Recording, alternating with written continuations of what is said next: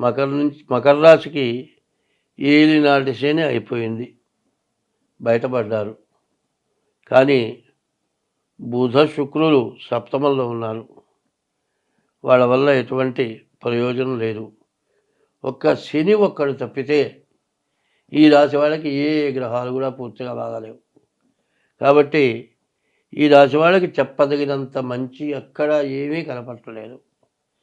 వీళ్ళకి మంచి ఏదన్నా ఉంది అనుకుంటే శనీశ్వరుడు తప్పితే ఇంకోలేడు.